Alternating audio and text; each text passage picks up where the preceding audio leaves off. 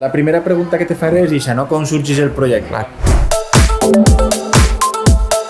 El nostre projecte es diu L'aprenentatge que volem i va sorgir una mescla d'una idea que vam estar parlant en uns companys de classe que molts professors tenen, moltes vegades ens proposen fem-nos esta autoavaluació a nosaltres, als professors. Com vau desenvolupar aquesta idea?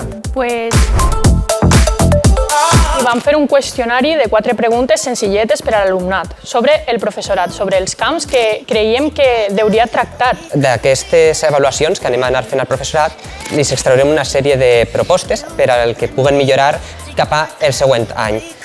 Això vam fer els qüestionaris, se ho vam passar a l'orientadora, que va repartit entre tota l'ESO. Més o menys són unes 500 persones. Vam arribar a un límit d'uns 40 qüestionaris per avaluar a cada professor. Nota de l'1 al 5, sent el 1 la pitjor i el 5 la millor. Com d'amenes són les classes, que també explica el professor, si el sistema d'avaluacions és apropiat, si el nivell de les classes és apropiat per al nivell de matèria que envien, si és excessiu o no, i una més de redactar per a propostes individuals per al professorat. Per què és important aquest projecte per a tu? Perquè tots els alumnes donen la seva opinió sobre què podria millorar cada professor. Així se millora la forma de donar classe i la convivència en el centre. Sí que n'hi ha alguns professors, professores, que s'ho van prendre malament, però no tants. La majoria, la reacció ha sigut bona perquè al final és complir l'ODS 4, que tracta l'educació de qualitat. Com treballareu els valors de l'economia del bé comú? Hem treballat tots els aspectes de l'economia del bé comú, però el que més ens hem centrat ha sigut en el de transparència i participació democràtica, ja que ha participat tota l'ESO per a fer aquest projecte de forma anònima i tots els alumnes han tingut un paper important per a fer aquest projecte. Treballar l'economia del bé comú als instituts és treballar la vida real, no? Al cap i a la fi, els xiquets estan aprenent uns valors, uns conceptes que després es van a utilitzar a la seva vida com a ciutadans adults, quan siguin adults, no? Treballar, per exemple, el valor de la sostenibilitat, el de la justícia social, la participació, són recursos que tothom ha de conèixer per a poder ser un ciutadà crític en la societat i un ciutadà implicat.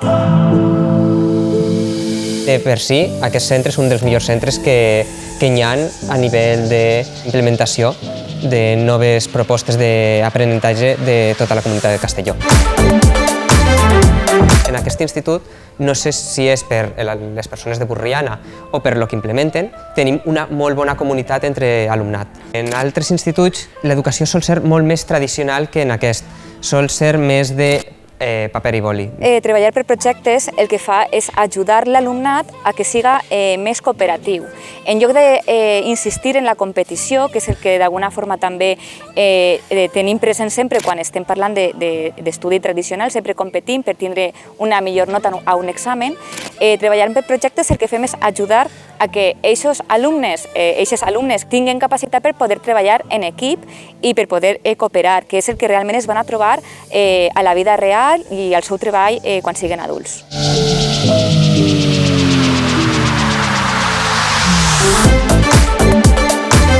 Hem estret que cada alumne té una visió diferent de cada professor. Alguns alumnes poden veure la forma de donar classe dels professors de forma molt positiva i que ho fan tot perfecte, i alguns altres poden veure que poden millorar alguns altres aspectes.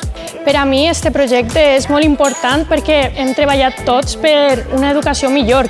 Per poc que fem ja estem fent alguna cosa i estem fent que tot siga millor.